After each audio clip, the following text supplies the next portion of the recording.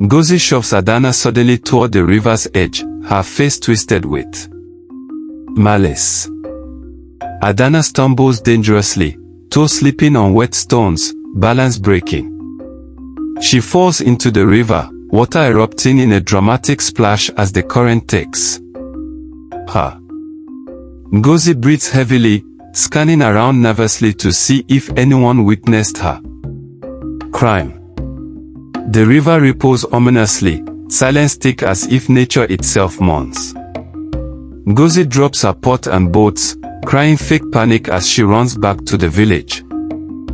Back in the village, Ngozi weeps crocodile tears, her sobs masking deceit. Their parents collapse on the ground, cries of despair echoing across the square. The merchant lowers his head, sorrow darkening his proud face. Villagers whisper, suspicion flickering in their eyes as they glance toward Ngozi. Beneath the water, Adana drifts unconscious, dress floating like a cloud. Softly glowing spirits appear, lifting her gently in their embrace. A mystical light glows beneath the river, beckoning her deeper. She awakens inside a coral palace shimmering with shells and pearls. The water mother approaches, radiant and glowing with power. River spirits echo, their song echoing like liquid bells. Adana bows respectfully, gratitude flowing from her every gesture. The water mother lays her glowing hand upon Adana's forehead, blessing her. The palace glitters with gold, shells, and pearls, brighter with each breath. The spirits gift her a treasure chest, glowing with promise. Adana glows with joy, gratitude shining across her face. The water mother raises her hand, a command echoing through the palace. From the waves forms a magical canoe, shimmering like moonlight. The canoe glides upward, carrying Adana toward the surface. She steps ashore, glowing, villagers gasping as they behold her return. The villagers rush to her, astonishment on their faces. Her parents embrace her tightly, tears of joy streaming. The merchant smiles warmly, relief flooding his eyes as he gazes on her. Adana reveals treasures from the chest, shimmering in sunlight. The village erupts in dance and cheer, drums beating fast. Ngozi hides behind the crowd, envy burning in her eyes. Close-up of Ngozi's eyes, green with jealousy, glowing with rage. She sneaks away from the celebration, greed overtaking caution. Alone at night, her greedy expression shines in the moonlight. She whispers darkly to herself, plotting her own river journey. Ngozi prepares her clay pot with hurried determination. She strides toward the river under moonlight, steps urgent. The river flows dark, mysterious under the moon's cold glow. Ngozi kneels arrogantly at the river bank, calling the spirits. With greedy determination, she dives boldly into the river. Beneath the silver skin of the river, Ngozi's world turns to wall and shadow. The current drags her down through ribbons of green light and clouds of drifting silt. Fish scatter like shards of glass. She tries to scream, but only bubbles rise, small prayers swallowed by the deep. The deeper she falls, the louder the hum of unseen spirits becomes, a chorus that vibrates in her bones. For the first time, fear tastes sharper than her greed. Her feet touch something solid, a riverbed paved not with sand but with mirrors of light. Each surface shows her reflection, one proud, one weeping, one empty-eyed. She stumbles among them, her breath echoing though she needs none here. From the gloom, a figure glides forward, the river mother, tall as moonlight, her skin flowing like water, eyes filled with ancient storms. Child of dust and envy, the river mother says, her voice replaying through every drop, you took what was not given. Ngozi kneels, trembling. Forgive me, she gasps, but her words scatter like fish. The goddess points to the mirrors. Each now shows the faces of those Ngozi wronged, her sister, the villagers, even the merchant whose kindness she twisted. You will walk these reflections until truth weighs more than gold. Ngozi steps into the first mirror. Instantly, she stands in the old marketplace, unseen among her own memories. There she is, tricking Adana, hiding coins, whispering lies. The crowd passes through her like mist. Shame burns hotter than fire. The spirit's chant follows her. Truth weighs more than gold, truth weighs more than gold. Mirror after mirror, she faces each deceit, every jealous glance, every cruel whisper. At last she reaches the one she dreads, Adana weeping alone by the riverside after Ngozi's betrayal. Ngozi falls to her knees within the vision, crying out to a sister who cannot hear. Her tears ripple the scene, and the image wavers like a candle in wind. The river mother appears beside her once more. Do you now see? She asks. I see, whispers Ngozi, her voice raw. Then rise, the goddess commands. The mirrors shatter into streams of light that swirl around Ngozi, binding her wounds, washing her eyes clear. For a heartbeat, she feels weightless, reborn. Light fades. Ngozi now stands on a narrow bridge of reeds suspended in darkness. Below, faces of forgotten spirits drift. The river mother's voice echoes, one last crossing remains, your heart. Ahead glows a distant doorway, pulsing like a heartbeat. Each step forward drags memories behind her, heavy as chains. Halfway across, the bridge quivers. From the dark rises a shadow formed from her own reflection, greedy, proud, snaring. You need me, it hisses. Ngozi shakes her head. No more. They struggle, light against shadow, truth against hunger. At last she thrusts her arm through her double, and the shadow dissolves into sparks that drift toward the light. The doorway opens, flooding the realm with dawn. The river mother stands beyond, smiling faintly. Go, and bear the river's truth.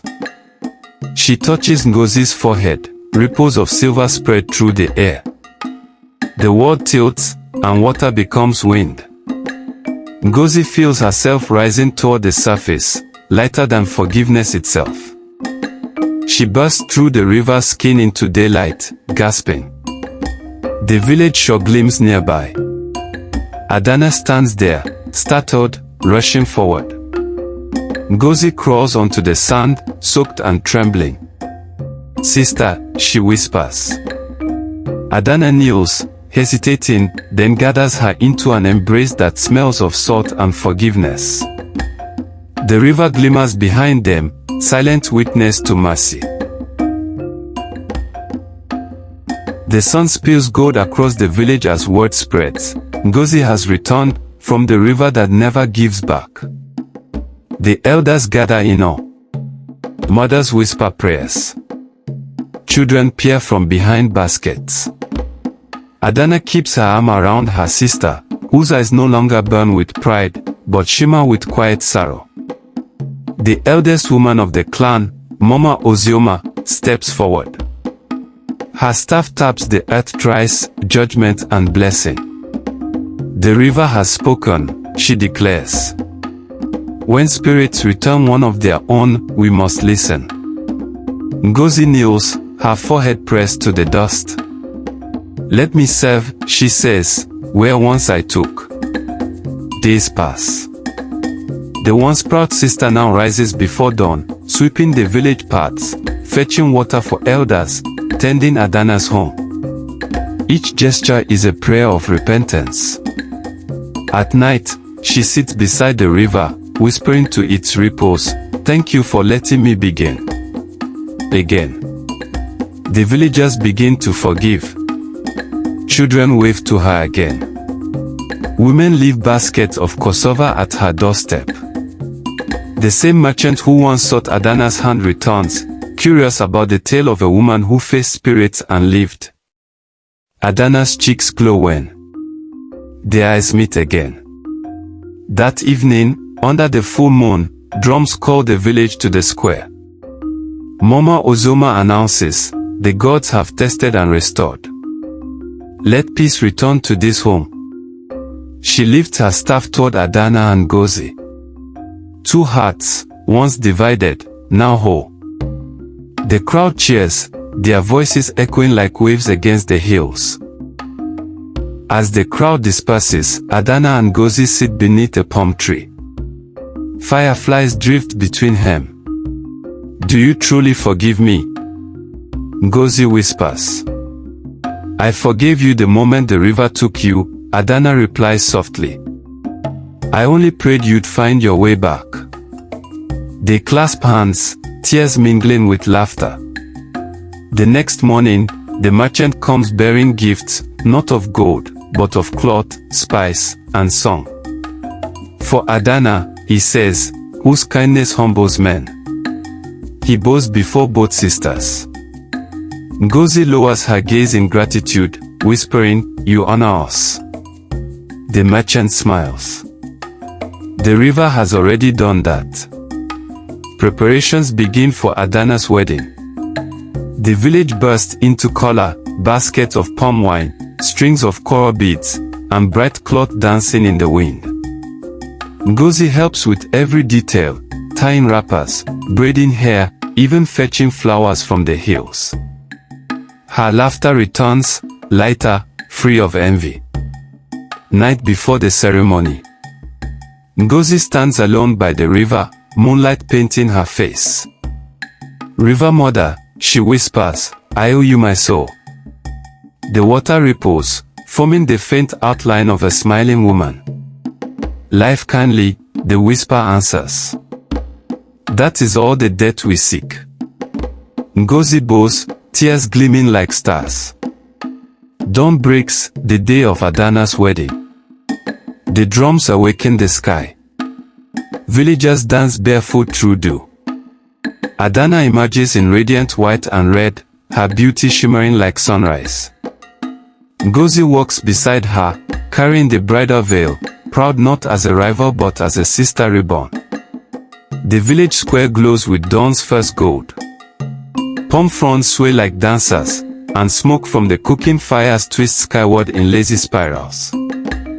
Drummers warm their skins with light taps, each beat calling ancestors to witness. The merchant, adorned in embroidered robes, waits before the gathered crowd, eyes fixed only on Adana.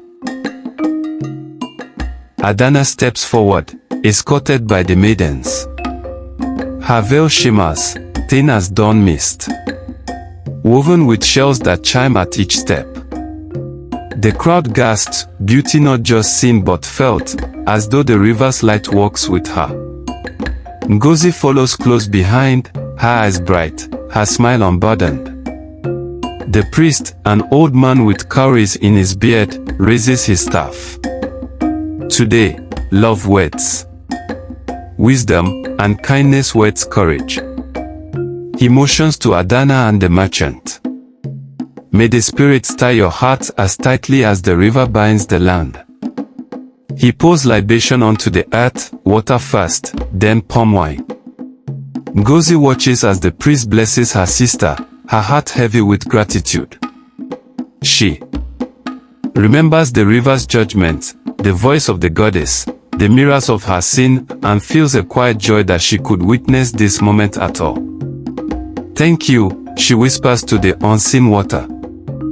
As the ritual continues, women begin to sing. The tune rises like a tide, verses of love, faith, and renewal. Even the children join, clapping in rhythm. The merchant lifts Adana's hand, their eyes meet, laughter shimmering between them like sunlight on waves. Ngozi steps forward, holding a small carved calabash. Inside it lies water from the sacred river. For my sister, she says softly, and for the truth that washed us clean. She pours it over Adana's hands. The crowd falls silent, knowing this act seals more than a marriage, it seals forgiveness itself. A gust of wind sweeps through the square. The river, though distant, answers, the sound of its current rolling faintly through the air. The veil on Adana's head flutters as though the river mother herself passes by. She blesses us, whispers Ngozi. She watches still. Dancers flood the square, feet stamping, dust rising like incense. Drums thunder, voices soar, and colors whirl. Adana and her husband join in, their movements graceful, hearts light. Ngozi laughs aloud, spinning among the maidens, her first unguarded laughter in years. As dusk approaches, the feast begins. Smoke from roasted yams and plantain fills the air. Palm wine flows. Children race through firelight, laughter echoing like sparks. Adana and her husband sit beneath a canopy of flowers while Ngozi serves them with her own hands, smiling as stars gather above. When night deepens, the river begins to shimmer again, silver trails sliding through the current. In the reflection, Ngozi sees the river mother smiling faintly, fading with the moonlight. "Be well, my child," the whisper carries. Ngozi bows deeply. The story of envy has ended, not with ruin, but with redemption. The moon hangs high, round and golden, spilling light across the sleeping village. The drums have softened to a steady heartbeat.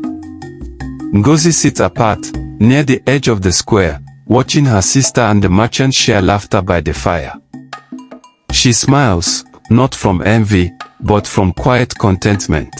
Elder Mama Ifeoma approaches Ngozi with slow, measured steps. "The river has spoken through you, child," she says, her voice low. "Do not waste its mercy. You are proof that even spoiled water can run clear again." Ngozi bows deeply, tears in her eyes. Inside her heart, Adana removes her veil and folds it carefully. "Sister," she says softly, as Ngozi enters, "the past is gone. Sit beside me." Ngozi hesitates, but Adana reaches for her hand. "You will live here with us. My joy is not full without you." The two sisters embrace, the silence between them now healed. Later that night, Ngozi dreams of the river once more. The river mother rises, majestic and calm. "You have learned well, daughter of clay," she says. "Greed is a fire, but humility is the rain that quenches it." Ngozi bows, and when she wakes, she feels lighter, reborn. At sunrise, the village bursts into motion again. Drummers call the people, dancers rehearse new steps.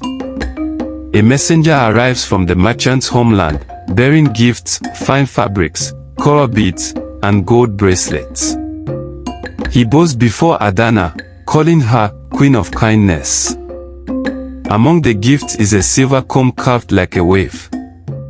Adana turns to her sister. "You once loved pretty things more than peace," she teases gently. Ngozi laughs, accepting the comb, saying, "Now I love peace most, but I'll still wear it beautifully." As days pass, Ngozi becomes a healer. Her hands, once used for envy, now gather herbs and tend to the sick. The people, once weary, now greet her with smiles. They say her touch carries coolness like river water. At the edge of the village, Adana and her husband build a small shrine to the river mother. They place flowers, shells, and a bowl of clear water before it. Ngozi visits often, kneeling to whisper her gratitude. The merchant, wise and generous, brings traders from distant lands. Under his leadership, the village prospers. He often tells visitors, "My wife's kindness feeds our fortune." He never forgets to add, and her sister's courage protects it. One evening, children gather around Ngozi. "Tell us of the river," they beg. She smiles, seating herself on a rock. "Once I thought the river could give me gold," she begins. "But it gave me something far richer, wisdom." The eyes widen, and a new story is born. Through seasons, life flows. Rain nourishes crops, laughter fills homes. The sisters' bond grows stronger. Adana's child is born, a daughter. Ngozi holds the baby in her arms, tears glistening. She will know love, not envy, she vows. The people name the child Umonimiri, daughter of the river. Years later, a young traveler asks the village elder, "Where did the river's voice go?" The elder smiles. "It flows through two sisters who learned to love." He gestures toward the shrine, where two old women, still radiant, place flowers at dawn. The river glimmers once more, faintly revealing the river mother. She watches the sisters, her expression serene. Balance restored, she murmurs before fading into the mist. Her voice becomes the current, endless and calm. Time carries on. The sisters' tale becomes legend, told by firesides, sung by mothers, painted on village walls. Travelers from far away learn it and carry it to new lands. The story becomes what the river always was, unending. Now, when the moon shines full, villagers say you can still see two shapes by the riverbank, one golden, one gentle, laughing softly as water glides between their feet. Some say they are Adana and Ngozi, watching over those who listen. The storyteller's voice fades, replaced by the crackle of the evening fire. And that, he concludes, is why we listen when the river speaks. The children sit wide-eyed, silence deep as night. One bold child asks, "But, what if the river ever grows angry again?" The old man chuckles. "Then may it find us wiser this time." Laughter ripples through the group like water. Night deepens. The last embers glow red. The river hums softly, eternal, unseen. Somewhere within its depths, the goddess hums along. Above, stars drift. Below, the current whispers the story again, for the 1,000th time, for the 1,000th heart willing to listen. Adana and her husband's home still stands, filled with laughter and music. Ngozi's fields still bloom golden every season. And the river, forever, flows between them, a ribbon of memory and forgiveness. The tale of the wicked sister becomes a legend passed through generations, not as a warning, but as a promise, that even in darkness, redemption flows if one listens to the river's song. And when the storyteller ends, he bows his head and smiles. "Remember," he says, "the river never forgets, but it always forgives." The fire fades to ash. The river hums on. Fade to black.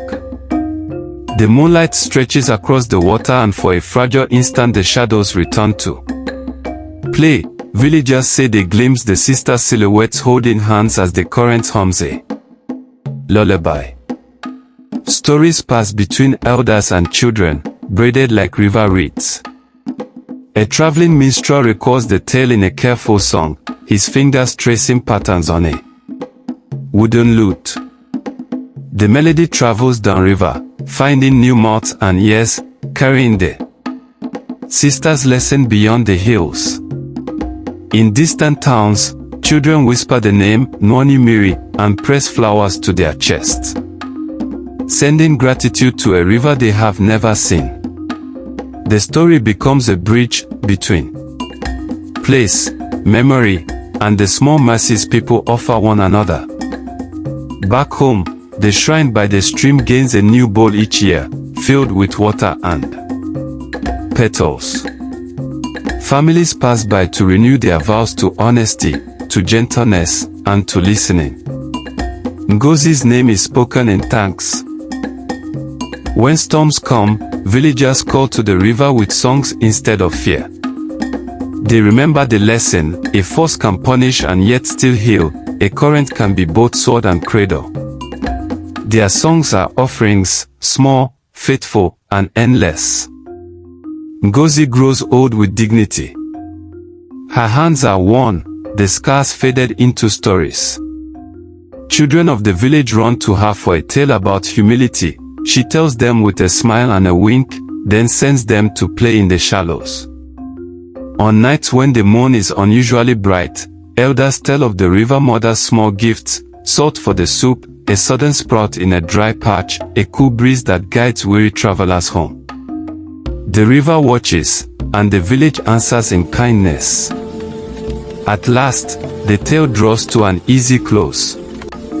The storyteller folds his cloth and smiles, sending the listeners home with a lit lantern and a small prayer. Remember, he says once more, the river remembers. But it forgives. Carry that truth. The night swells with quiet, and the river continues, patient as ever.